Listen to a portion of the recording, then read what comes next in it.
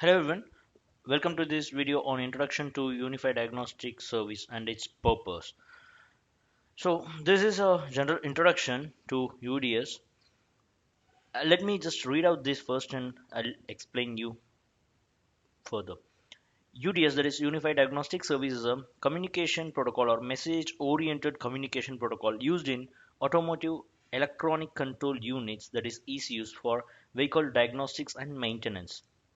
Alright, see, you can just assume this is a tester tool or a tester. All right, and here you have a ECU for the car. See, the first statement says,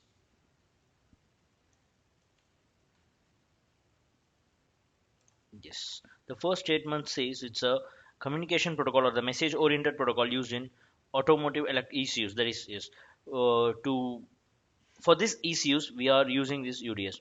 All right, rest, it is defined by the ISO. Yes, of course, this is defined by the ISO standard, that is 14229, which allows the tester device such as a diag tool, scan tool, or a service tool to communicate with an ECU or communication network.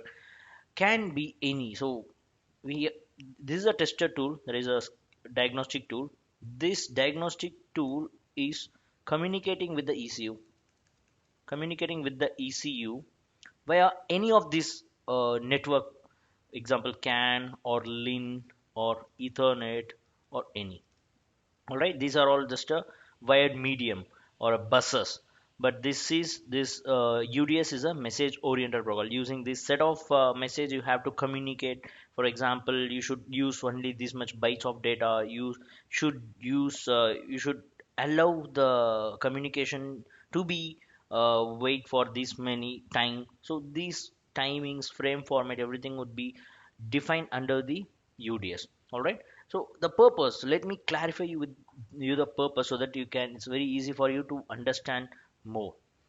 See, the purpose of the UDS is, these are all the major four purpose that you have to use UDS. See, the fault diagnostics and clearing the DTC. So first, if you get the ECU, all right, let me, yeah, if you have a ECU, so you can read some fault, what are the fault present in the ECU, that you can do the reading operation, that is or retrieving the DTC information, and also you can clear the DTCs. So for reading and clearing you have different service. So service and all will back later, but now you understand the purpose of the UDS is to first clear or read the DTC. All right, then the second purpose is read or write any information. So this is the layman term. Okay, so reading or writing any information in the ECU. For example, you can read vehicle manufacturer name, vehicle manufacturer number, or which country it's been manufactured. Everything you can read or write. You can read. You can just take the information where this car has been manufactured, where this ECU has been designed. Everything can read or you can write. All right, using some set of services. Then programming or reprogramming. So you can do flashing using UDS. Then there is some other special functions like session management, security unlock, run routines, communication control, IO control, etc. All right. Now you don't, if you're a beginner in UDS, you don't use more about the services and all. First, understand what are all the purpose that really UDS realize. All right. Though UDS is, these are all the major purpose that UDS really into. Now we can have a look with the one. Yeah, UDS is widely used in the automotive industry. Of course, it is as we are talking about the ECU of the cars ECU. All right, ECUs, of course, we have a ECU for so many industries, but we are talking about the cars ECU. So widely used in the auto, not only cars. I'm sorry, it's automotive issue. Maybe truck also we can use and buses. Yes, UDS is widely used in the automotive industry to support various diagnostic functions like reading fault codes, performing system tests, flashing new software or firmware, and monitoring real-time data. So monitoring real-time data can be done by, yes, no, the read data by identifier.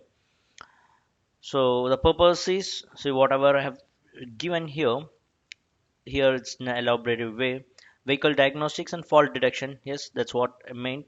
The reading the DTC, diagnostic trouble codes, helping technicians to identify and troubleshoot fault in the vehicle subsystems such as an engine, transmission, brakes, and electronics units. It's not limited really. You can have a number of ECUs also. It can you can read it and you can diagnose it. Then configuration adaptation. This is what here I meant the read and write. So through UDS, it is possible to perform configuration tasks like setting certain parameters, calibrating sensor, or adjusting system behavior based on the preferences or requirements or sometimes the feedback from the user. Then programming and reprogramming. Yes, programming and reprogramming. Yes. UDS supports flashing or updating the software, the ECU. This allows for updates, bug fixes, new feature deployment without physical replacement in the hardware. Yes, so we can do the flashing. There is a programming and reprogramming. Then monitoring and real time data acquisition. So here what you can do is you can just get the data from the sensor or actuator or other subsystem or other electronic or ECUs that see the we can this protocol can really easily helping to retrieve the data. That's what it's all about. The protocol enables the collection of live data from the sensors actuators which can be used for the diagnostic purpose, performance monitoring, and validating the functionality of a vehicle subsystem. And the final point is the system testing and the validation. Yes, UDS supports active testing of a vehicle components by allowing specific tests to be performed, such as activating a component. That is, if you want to turn on the cooling fan, yes, you can do by UDS. If you want to, change the position of the cameras, you can do. If you want to do some rollover test, you can do. If you want to do the self diagnostics, yes, you can do. So these are all the very basic stuff that can be done using diagnostics, but you can this validation testing is not so limited. You can play with a number of scenarios and a number of tests. So at last, UDS protocol enhances the diagnostic capabilities, improve the maintenance efficiency, supports the continuous updation of the vehicle software, contributing the reliability and safety and security for the modern vehicles. All right, so that's a very basic and introduction about this UDS, and from the next video, we'll take some scenario based and we'll see in what basis and what are the real-time data that real-time scenario that the UDS plays with, and we will do with the data as well. All right, if you are interested, yes, if you can just leave a comment, and if you have any queries, you can get back to us. We'll catch you in the next video. Until then, bye. Take care.